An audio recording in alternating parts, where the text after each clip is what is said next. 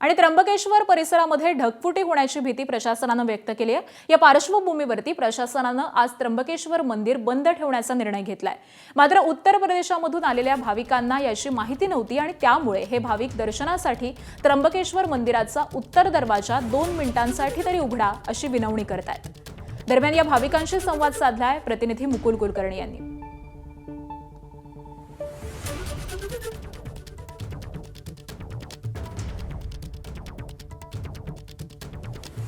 नाशिक जिल्ह्यातील त्र्यंबकेश्वर, नाशिक, इगतपुरी, पेठ, दिंडोरी या भागामध्ये आज अति मुसळधार पर्जन्यवृष्टी होण्याची शक्यता व्यक्त केली जात आहे।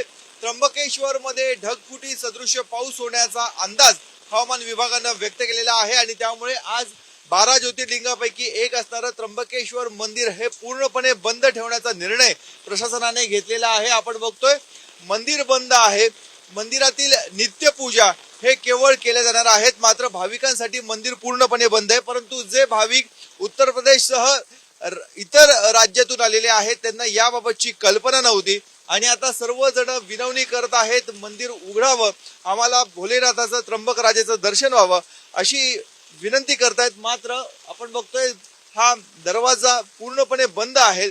बोल रहे हैं बस दर्शन कर ले लो, बस थोड़ा सा उनका झलक दिख जाए हम लोग चले जाएंगे लोग। कोई ये नहीं है कि हम लोग पूजा पाठ करें, कोई ये नहीं आता, बस हम लोग को दर्शन मिल जाए। कैसे ज्योतिर्लिंग है इसलिए हम लोग आए लोग इतना दूर से। अब यही है कि बस हम लोग को बस दर्शन मिल जाए हम लोग चले जाएंगे लोग, कोई उसमें पूजा पाठ करने की कोई वो नहीं है। हाँ बस। कितने समय से खड़े आप? हम लोग 1 घंटा हो गया खड़े हुए, 4 बजे भोर से ही आ गए लो। छोटी बच्ची को जल्दी जल्दी स्नान करे लो, नहा धोआ के आए लो, लेकिन खोल नहीं रहे लो, करे लो नहीं खुलेगा नहीं खुलेगा। आपण बघतोय हे सर्व भाविक गोरखपूर उत्तर प्रदेश या भागातून आलेले आहेत। त्यांना आज मंदिर बंद असणार याबाबतची कल्पना नव्हती।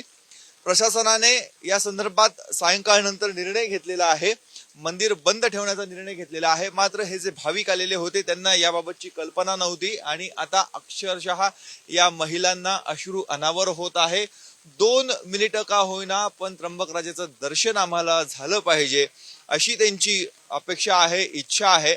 कॅमेरामन किरण कटारेसह मुकुल कुलकर्णी, एबीपी माझा, त्र्यंबकेश्वर।